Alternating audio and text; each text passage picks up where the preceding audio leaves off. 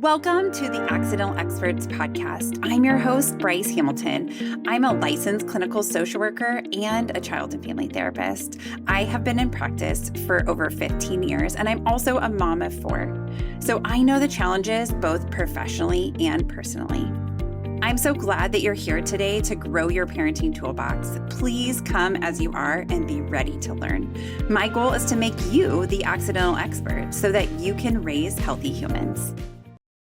Hi, everyone. I'm so glad you're with us today. So we're going to be talking about how to help our kids handle and navigate difficult negative beliefs. And we're going to use this through the lens of Schema, which is a therapy modality. And we have Dr. Alison Bocquee, and she's going to talk to us about how to apply the principles of Schema therapy in our kids' lives when things are getting hard. With that, let's get to Alison. Thank you so much. I'm really delighted to be here. Yeah, so we're going to be talking about how to help our kids through negative beliefs or hard times and what we can do as parents in those places. Fantastic. I'm really, I'm really happy to start there. Yeah. Okay, so talk to me about how do negative beliefs develop in children and teens, and what are some of the most common ones that you see?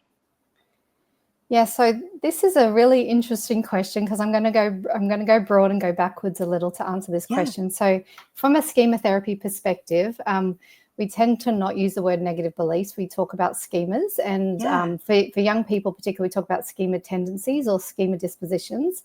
Schemas are kind of, if you want to think about it, another way to think about core beliefs that are often talked about in some therapy modalities like cognitive behavior therapy. But they can also include emotions, physical sensations, and memories. So that's why they're a little bit broader than just a negative belief. But, in terms of thinking about how they can develop, what's interesting is actually thinking about the model around core emotional needs. And why that's important for me to touch on now is because that's why we hypothesize on and the theory of why schemas or schema dispositions occur. For instance, you probably know about the physical needs or the, so need for shelter and water and food, etc. But core emotional needs go deeper, and they talk about there's five things that are really important when we think about what caregivers need to provide to their young people. So I'll go through them quickly with you now, but they are need for attachment and connection.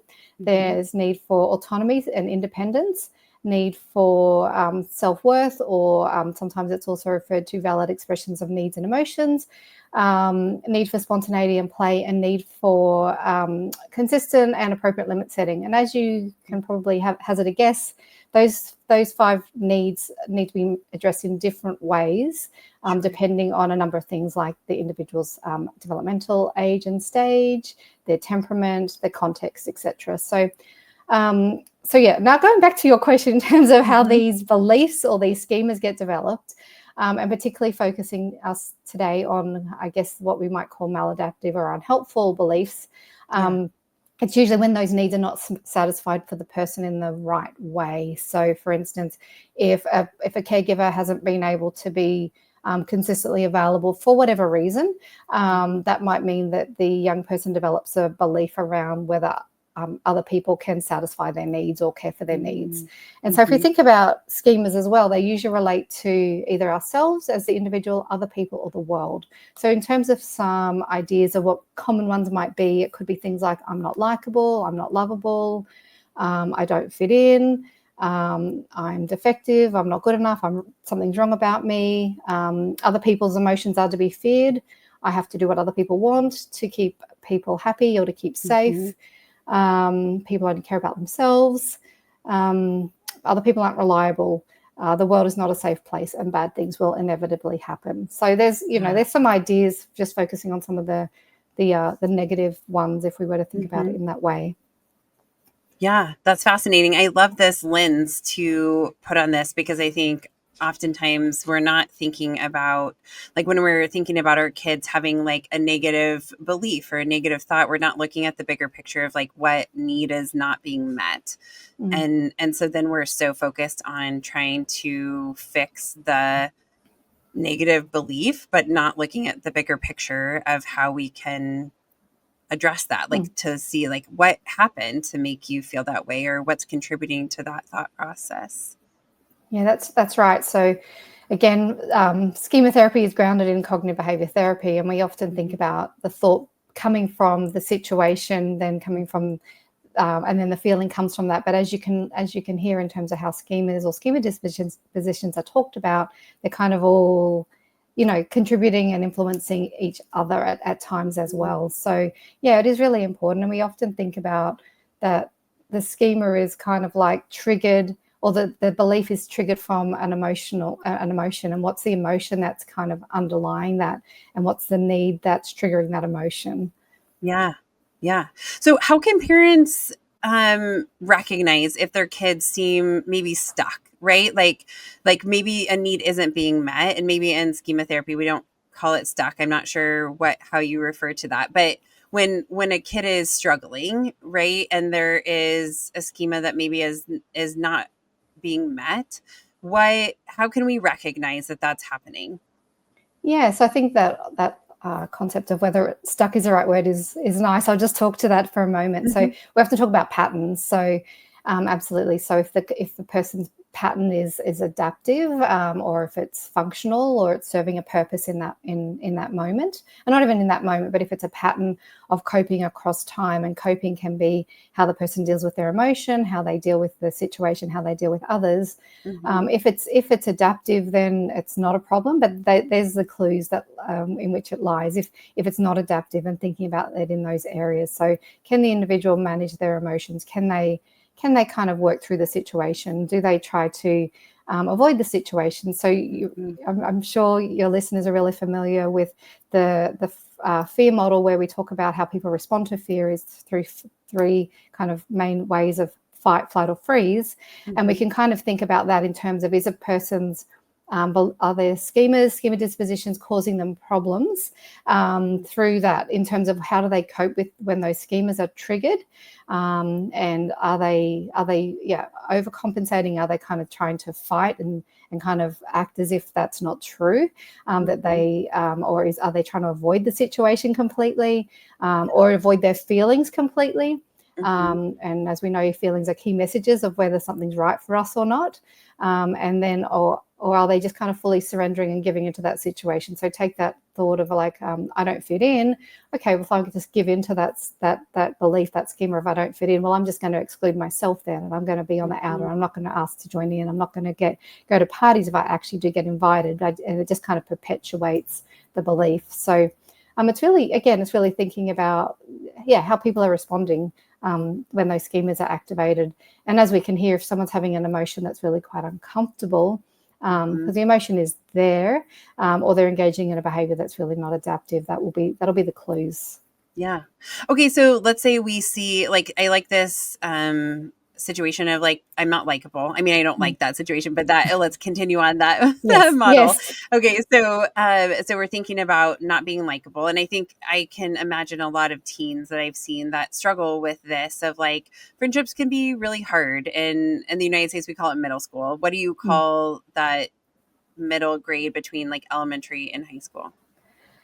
We tend to just have, there are some schools that do call it middle school, but we tend to have primary school, which goes up to about 12 years of age. So 5 to 12 years of age, and then high school from onwards to 18 years of age. Yep. Okay. So you guys keep the primary school all together, and then high school. Okay. Yeah. Okay. So thinking about like those ages of like, 12, 13, 14, or 11, 12, 13, 14 can be really hard. I mean, I think that adolescence stage can be challenging. And so we might exclude ourselves, right, from things that we're afraid to take a risk, or maybe we did, and then it didn't go how we imagined. And so we are self-isolating. So like, how can parents talk to their kid who might be doing one of these maladaptive things, like being invited and then just, if the friend doesn't respond in 5 minutes or less, then they're like, they don't really want me there. I'm not going to go anyways, or I don't really want to. What can we do to help talk our kids through this? Are there ways that we can talk to them about these things? Of course, yeah. I think if it's a one-off situation, that's probably not where we're going to see it as a negative pattern, or they're stuck, or there's a schema. But I think it's still just raising awareness. I think with any any ways of working with young people, talking with our young people as a parent or as a therapist, what's really important is raising awareness. So I'm noticing this. I'm wondering what's going on for you is kind of an interesting or a nice way to start that conversation. And then, if it's a one-off, and really just focus on the behavior. So I'm noticing that you get a text and then you're seeming really agitated when your friend hasn't responded in five minutes. You're pacing the house. You're then saying, oh, they don't really like you, and you're saying you're never going to respond to them again. Just kind of drawing their awareness that you're seeing things, and to see what, I guess, just leaving it open. Don't project that we're thinking you're feeling this or you're thinking that, but just open it up and see what they say.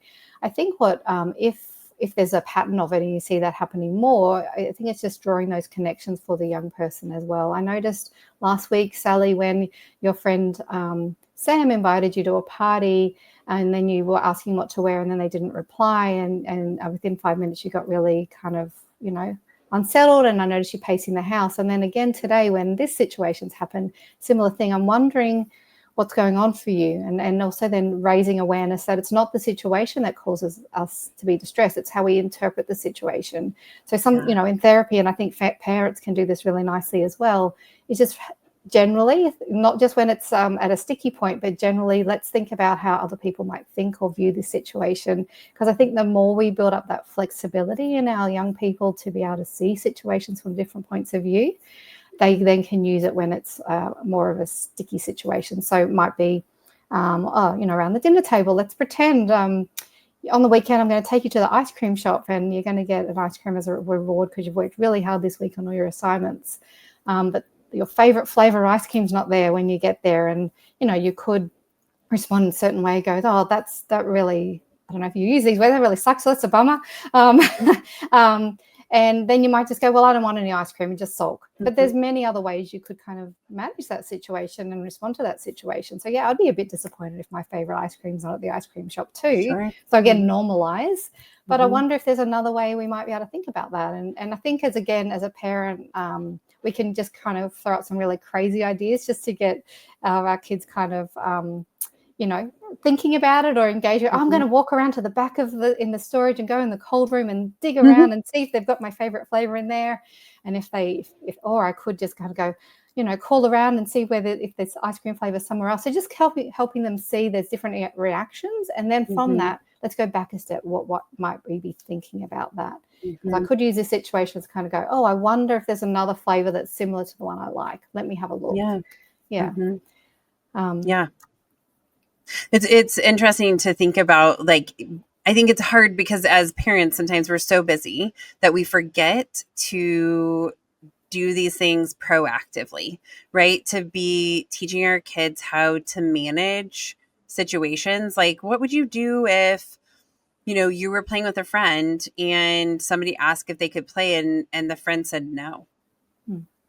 Right? How would you handle that? Like, what could we all do? Let's all come up with ideas on how to handle that. Because I think as parents, we've been through a lot of experiences, or we've heard things, right, that have happened, and to prepare our kids. Does that help them, do you think, to navigate life better by having like an idea of how they could handle those situations ahead of time? I think so, because I think as well, particularly if you don't just keep it conceptual or theoretical, but you actually, for your example, for instance, that you actually, let's go through what you might say or do, like really. And in a therapy session, like you might play that out, you might kind of go through the different kind of responses. And in a similar situation, I think parents have a really key role in being like, co-therapists in a way, in terms of, I know they're busy. I'm a parent too, and I've got 3 kids, and they keep me busy, and and the things I'm saying to you, I don't always get right, but these are the things I try to come back to. And we do know from different models of therapy that we only have to get it right 30% of the time, as in terms of parents. So models of parenting, have to get it right 30% of the time, good enough parenting. So if we can do it 30% of the time, we will be doing good enough. And the rest of the time, and then the rest of the time, it's about repairing when we don't do it right, because we're human. We're never going to get it right all of the time. Yeah. Wow. That really lowers the bar for me. I'm feeling like really great now. Like 30%. Good. I got this. I got this.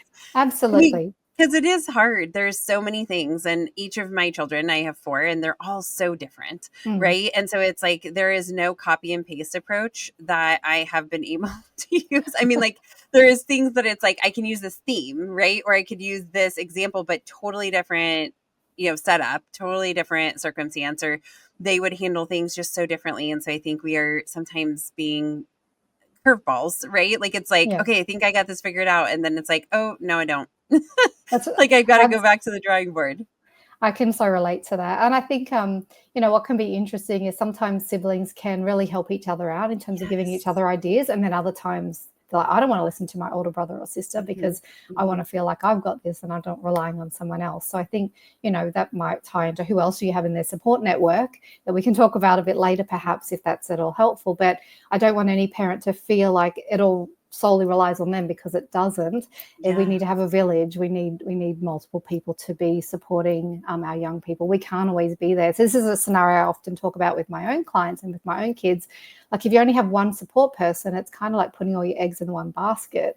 And if that person, like, that one friend is so dear to you and you value them so much, but perhaps there's a crisis going on for you and you can always call them, but this time you can't, or you try, but they're not answering their phone. And that might trigger what we were talking about before, I'm unlikable, but it might just be that your friend's in the shower when they're washing their hair for 20 minutes. And so who else or what else can you do? So it is about having external resources and other people that can support you, but it also is about, developing your own inner resources to tolerate some of this as well, and until you can access one of your external resources, because we don't want any child to feel like they have to cope with all of this alone. I'm not saying that you can't have external resources, you can't have external support people, but at the same time you do need to, because for various reasons people won't be accessible. Might be midnight, you can't call someone, they're washing their hair for 20 minutes. You need to have your own internal resources as well to cope with things. But that is where parents can, be coaching and teaching and modeling to the young people of how to do these strategies and skills, and over time that they then do them for themselves. So well, and I wonder if I'm sorry, go ahead. I was just thinking about in terms of regulation, like when we have little babies, we rock them and we regulate for them, and then we go to co-regulation when we're doing it together, and then over time it's a young person is regulating for themselves, but then coming back to that safe base of the caregiver. And this is that same kind of model as well in terms of their own coping skills of managing their own difficult thoughts and schemas and situations. Yeah. Well, and I was just thinking exactly what you said, but like if we're setting up these conversations to have where we're like supportive and curious about what our kids have to say, and then we want to, coach or like be alongside with them on that, then when something happens and they don't know how to handle it, it seems like that would be a time that they would come back to us, because we've shown them that we can be trusted with this information. We can think out of the box. We can be supportive. And so it may not be that we have to do these role plays even every week, right? But it's just like every once in a while one comes up, or you think about like, what's something we could role play, or what's something that has been hard, or you're setting that model, like we're on a team and we're working together to help each other. Yeah, and using the examples, I think don't even as parents think that you have to always come up with the examples, because your kids might tell you about stuff that's happening at school with other people. And you could kind of go, oh, I wonder, let's have a think do you think how they manage that, or they thought about that kind of makes sense, or is there another way you could manage that? What else could you say or do? So there's lots of examples we can draw on, whether it be in media, whether it be in our own lives, our kids' lives, for sure. Yeah, absolutely. Okay, so what role does the internal dialogue around this have in schema therapy, right? So like if we're feeling like we're unlovable or nobody likes us, and we're repeating that in our head or we're saying it out loud, is there something more healthy that we can do around that, or that we can help our kids with? How can we challenge this like negative self-talk?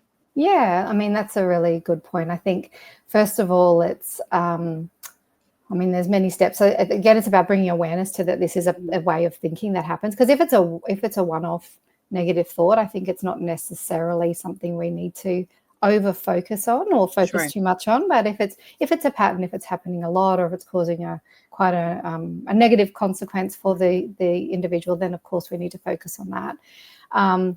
So yeah, first is focusing on bringing awareness to this is what's happening. Do you notice that you seem to always assume the worst? And there's lots of lovely, like say lovely, like phrases or parables that we can use, like making a mountain out of a molehill, or different things like that. We talk about within schemas talking about lenses or eyeglasses that we are viewing things by. And so again, going back to that idea, is there another way we could see the situation? We can talk about that when you were young, or from this situation that you had, that this lens made sense to view the world by. We can probably all think of some negative early life experiences that individuals might have that kind of then mean it makes sense, some of the ways that they've thought about things or viewed their safety. But once the situation has changed, what often happens is that's where I'll use your word earlier, that's where they get stuck on a certain way of seeing the world, or seeing themselves or seeing other people. And it's about helping them realize that things have changed, things are different. And this is kind of that wound that hasn't been healed properly. And now we need to think about how can we heal that wound? How can we shake off? How do we get rid of that baggage or put that bag down? That made a lot of sense at the time, kept you really safe. It's really functional. So there's no shaming about that they developed that way of seeing the world. But that doesn't serve you anymore. Let's think about how that might, how that doesn't serve you anymore, and how do we change that? How do we think about that differently? And I know I'm probably using stuff that might sound like it's just a therapist, how the therapist talks, but this is where the parent is also really helpful and really paramount in kind of providing similar messages to the young person, so they don't feel blamed of how they see the world. And sometimes the parent needs their own support to work through this as well, to understand their own negative beliefs or their own schemas for themselves, as well as what is happening for the young person. But again, it's that idea of that's one way to see the world. Often in schema therapy, in schema therapy, we talk about parts, which parts model, and that we all are parts. And I really like this approach because it really helps parents as well see that, yes, little Johnny might be misbehaving, but that's just one part of him.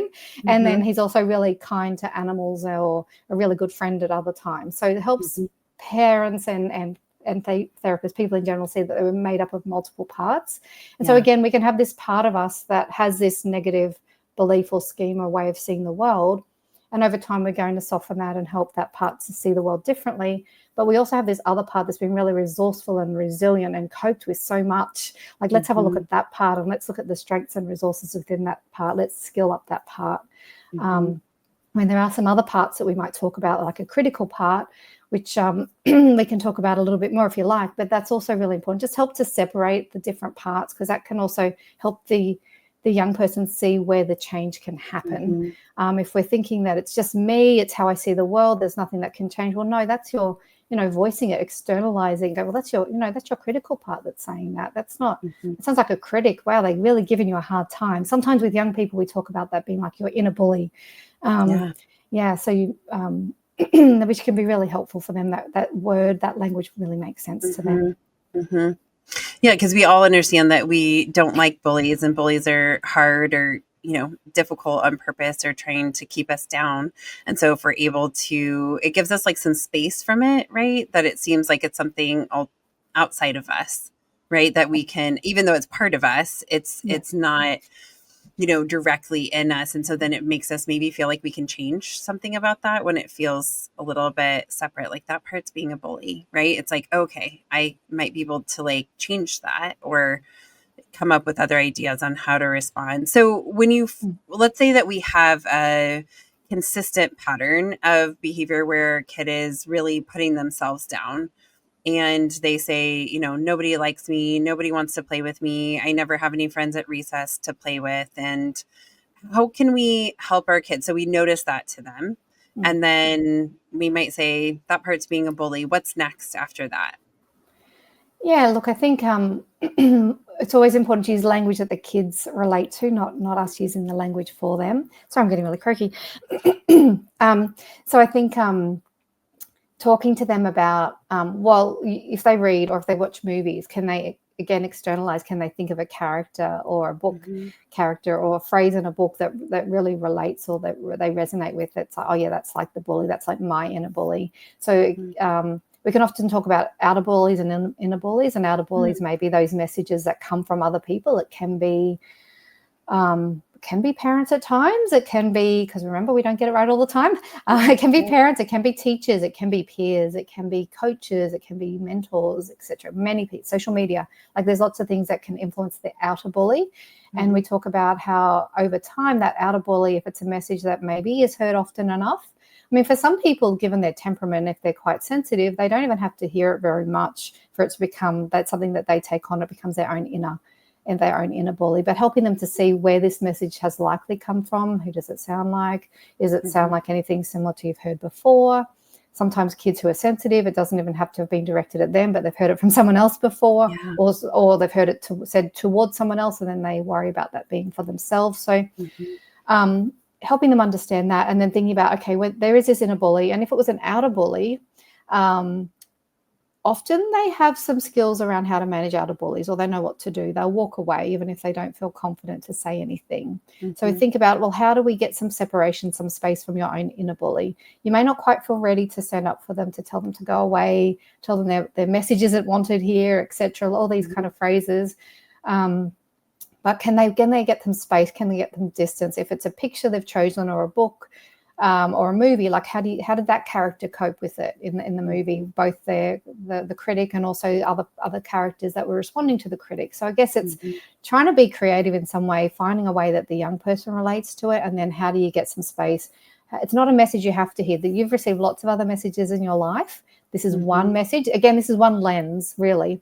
There's lots of other lenses. How do we start looking at the other lenses by which you can see yourself and to see situations? Because, it might be that friend doesn't like you, but it might also be that they're not particularly a reliable friend. Like if they're constantly lining up to go out with you and then they don't show up at the last minute. Let's look at the situation differently, and then let's think about, if that's the case, like how do we skill you up to develop other friendships? So we often then are thinking about, how do we develop a compassionate part, because we know for criticism or inner critic, the kind of antidote to that is self-compassion. And so that's often really important, and I can talk to that a little bit now if you would like. Yes, that'd be great. So again, like parents are being coaches, so again, going back a step, like parents are being coaches, it's really important for young people to see, one, that their parent is talking kindly to themselves as much as possible. Again, we won't get it right all the time. I know I drop things or do things wrong. Oh gosh, that was really dumb, and then I might have to quickly correct what I said. But try to think about the language we use for ourselves as parents, because that's modeling to our kids about what they then learn to expect, how either they should speak to themselves or how other people should speak to them. And then also the language that we use with our kids. So when they make mistakes, and mistakes are part of life, we all make mistakes all the time. One might be that kids don't see that parents are making mistakes. So sometimes parents need to actually share some of their mistakes with their kids, their own mistakes. So I did this and that didn't quite go right, and this is what I thought and how I managed it, in a really compassionate way. And then it's starting to give that language to our kids as well, and coaching them to use that kids. Yes, you could think that, but again, a bit like we've externalized and distanced from the inner critic or the bully. If this person that's saying these words to themselves was your friend, your nearest and dearest friend, your best friend, well, how would you respond to them? Would you say, yeah, you're really dumb at that? Or, yeah, no one likes you? No, you wouldn't. So again, you think about, often we're kinder to others. We generally are. And if we can help our young people see that they're kinder to other people, and then how to learn to foster that for themselves. Because how we treat ourselves also shows other people how we expect other people to treat us. So I think it's multifaceted, and I've kind of gone around. I hope I've answered your question. No, that's perfect. Yes. Yeah. No, that's perfect. Because I think we are often so forgiving to other people, but not so forgiving to ourselves, or we say things that we would never say out loud to anyone else, but we'll say it to ourselves. And often I'm talking to kids about that part too, about like being kind to themselves, right? And treating themselves like their own best friend. And sometimes they'll look at me like, that's crazy. Like, okay. Or like, sure. Right. But then it's like when they do start saying like the things to themselves that they would say to a friend, they have more compassion for themselves and grace, and they're allowing themselves to be human, which is to make mistakes, right? And part of that is just our human condition of we do have to suffer sometimes, which really stinks. But Absolutely. sometimes we have to go through hard stuff to learn important things that we need to know. Not every hard thing is necessary, obviously, but there are some things that we do need to learn in life, and challenge teaches us a lot. Yes. Yep, that's right. And if it's not a best friend, because maybe they felt quite isolated from their peers, but is there a teacher or a grandparent that they feel really connected with, or who's been really kind or caring to them? And is there a phrase that they can, identify that they can kind of then maybe start saying to themselves when they're feeling really, instead of being down on themselves? Yeah, that's great advice. Okay, so what role do you think that social media or peer influence, we've kind of talked a little bit of that piece, or academic pressure plays into creating maladaptive behaviors, or these negative, like a schema that's negative, can happen in a kid's life? And then how do parents respond to that? Yeah, so absolutely, I think they can have quite a role, but I think it's thinking about what's in place for the young person. So, for instance, if I kind of use this phrase a lot, if it makes sense to you, Bryce, but all your eggs in one basket. But if all your focus is on academic achievement, that can also then mean if you're not achieving, that can really hit really hard. So I think it's about, and also with friendships, if you focus on one or two friends and then that doesn't go well, or there's a conflict or there's some disagreement, as there often is with friendships, how do you buffer that, so to speak? So I think in a proactive way, again, if we can, sometimes it has to be reactive, but if in a proactive way, again, if we can think about, okay, my friend, my kid's doing all right at school and has friends, but how can I maybe also foster some friendships or interests outside of school that might buffer some of that? So again, that their whole sense of self isn't kind of tied to one thing or one group of people. I think that's really important in a proactive way. But often, maybe some of your listeners, and I've got older kids too, they might feel like some of these opportunities have already passed. And then I think it is, again, perhaps what we've already spoken about, talking about like an outer critic and an inner critic, like helping them see that some of these things, and are not helpful and are not true. I think really being factual and giving, and our schools in Australia are really good about factual knowledge about social media and how it works, and the importance of limits around social media, and they banned phones in schools, in high schools. So there's a lot of good things. It doesn't take away all the pressures that come from social media, or all the negative impacts of social media. But I think just having some discussions about why some of these limits are in place. Because again, that's one of the core needs that we spoke about earlier.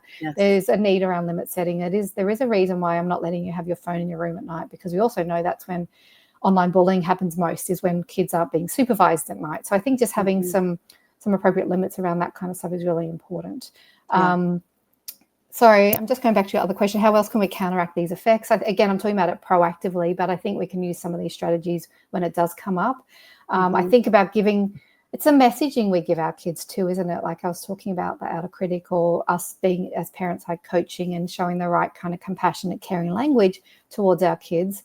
I think it is when, say your child comes home and they get a B where they normally get an A in a math test. It's like, how do you respond to that in a way that shows compassion?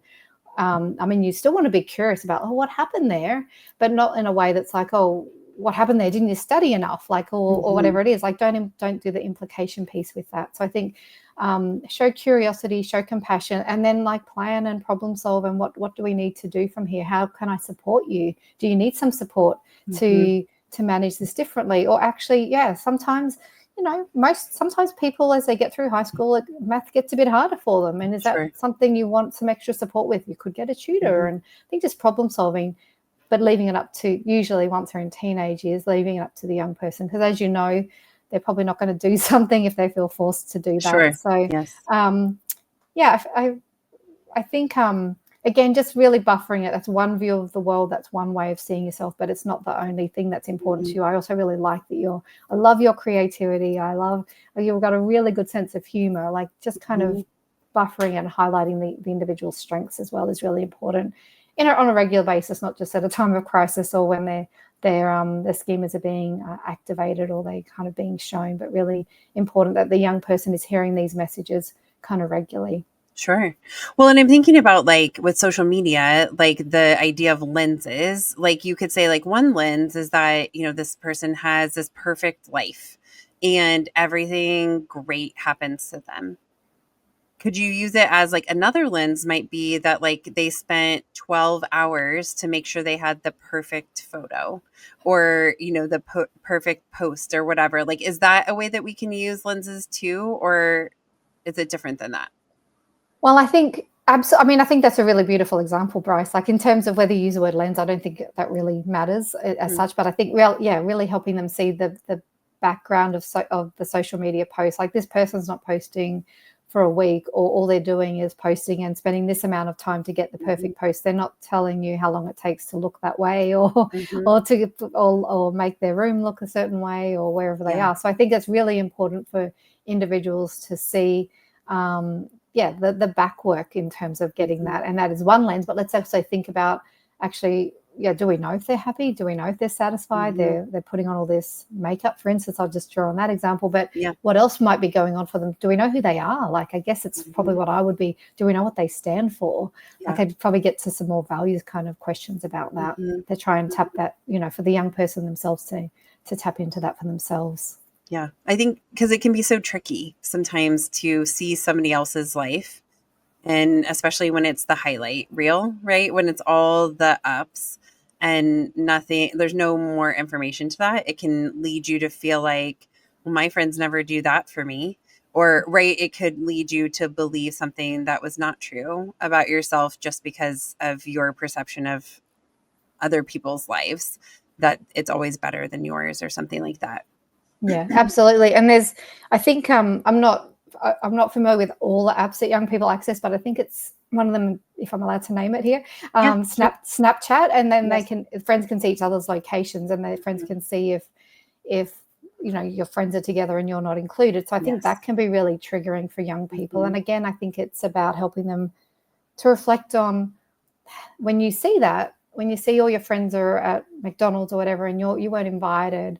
Like how does that feel? And let's think about that friendship and how satisfying that is and how meaningful, and are they the right friends for you? And again, they're tricky conversations to have, granted. And you may not be firing all those questions at your young person at once, like I just demonstrated to you. But I think it's starting to open up those conversations about like, who are you really, and who do you want to connect with? Who do you want to spend time with? Are these people meaningful to you? Does it kind of enrich your life in terms of engaging in that thing? So there's lots of ways we can gently explore this with our young people. Yeah. Well, because I think, my response, like I guess my guess to that, or what I would imagine, because none of my kids have that social media platform yet. So I am like thinking like, oh, well, let's just not do snap maps, right? Like, let's not do that because then you won't know. But there's also a piece of like, we're coaching our kids on how to do life as well. They are going to get left out. I get left out, right? Like there are times where there are things that happen, or I can't go, or whatever it is, right? Or I don't get invited to something. And as an adult, we, hope that we're able to navigate through those emotions, but you can't if you've never experienced it, right? If you haven't learned how to do that, if you've never been left out before, it'd be really hard to know what to do if you haven't had somebody coach you through. So is it, like, not that you're speaking to whether we should let our kids do snap maps or not, but, do we protect our kids against the thing? Do we set a limit with some stuff? Or are there other times where we do let them go through that and then help them when maybe it doesn't go well?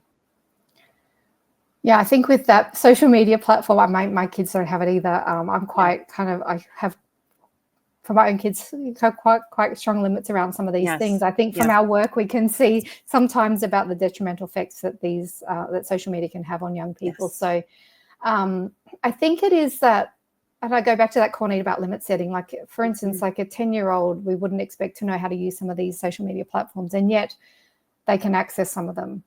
So I think what's concerning is really thinking about, and they'll play the card that all my friends has this, I'm going to be left out. But if you, as a parent, probably message the kids parents, most of them probably don't. So that's probably a first strategy. Or say, actually check if all these other parents have this and actually see if they understand what this app can do or not do. But if maybe they're 15 and or 14 and you decide actually, maybe it is important for them to have it. I think it's important to still have limits on when they can access their phone and how much time. And you can,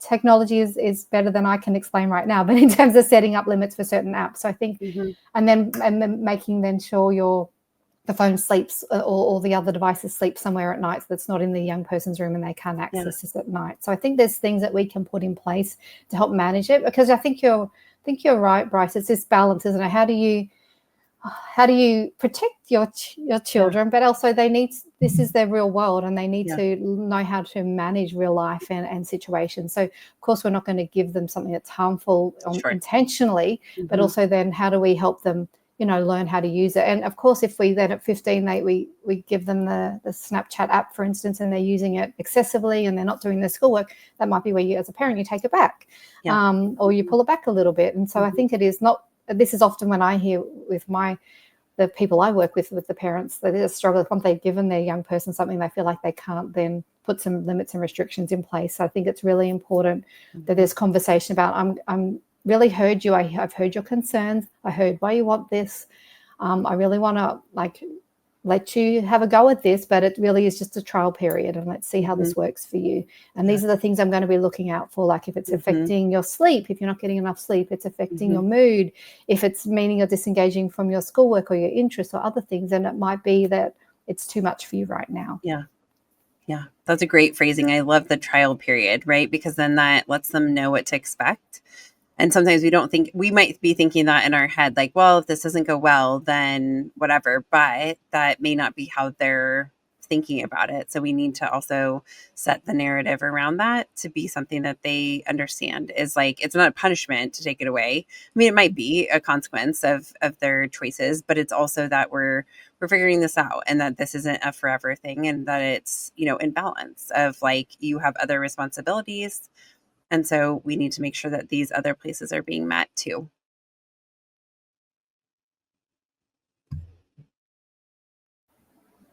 Perfect. Yeah, no, that's exactly right. I think, and then just helping them see, because I'm sure, again, I don't want to vilify social media or phone usage, because I'm sure we all kind of sit there at times and just scroll or or pass time doing things. But again, it's this whole piece of like, okay, if you're doing that, you're not doing something else. Or if you're doing that, you're just teaching yourself to numb your feelings or to distract, or you're seeking reassurance for something. And again, how is that serving you? How's that helping with this situation?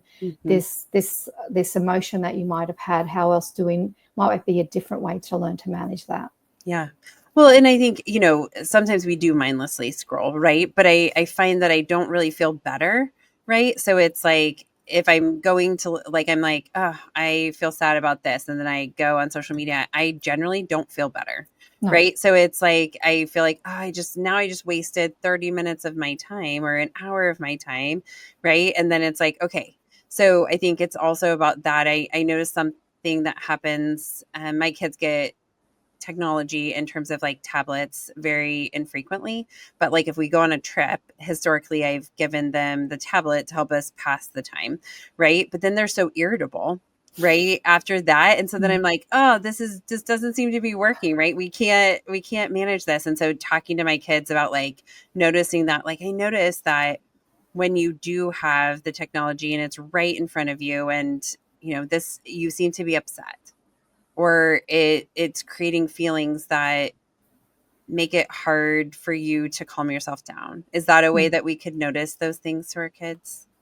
Absolutely. And I think that shared problem solving is really important. Like, I notice this. I mean, they might deny that they're irritable. My kids do that too. But hang on, you're not, you're snapping at me. You're not doing what I've asked, etc. So I think then, well, getting off is really hard for you. But I notice when you only have it for a short period of time, it seems more manageable. Like that is one solution. Do we just have to set a time limit of this much time on the screen, or can you come up with other ideas? And then what solution are we going to try? And again, it's that let's try it and then reflect on that if that works. So I think that's a really nice model we can just kind of incorporate in a general sense for a lot of things, but particularly if we're seeing perhaps coping strategies or responses that aren't that helpful, that may make us think that how the person's seeing something or understanding something is not helpful. We can reflect on what's going on. Do we need to think about something differently?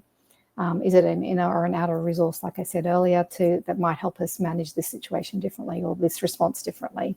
The situation itself might not be a bad situation, let's be clear about that, or unhelpful, but it's how they're responding to that from how they learned, perhaps. Yeah. Okay. So let's end with, what do you think is your biggest piece of advice for parents in this journey based on this understanding schema and how it impacts our world? What is something that you would give in terms of advice on like navigating problems with our kids to parents? Well, I think first and foremost, we all have schemas and we all have ways of seeing the world that may or may not serve us very well, that may or may not have been developed from our earlier life experiences. So I think just developing that self-awareness is really important. And then also then coaching, just starting to introduce that language with our young person is really important. So that's one piece.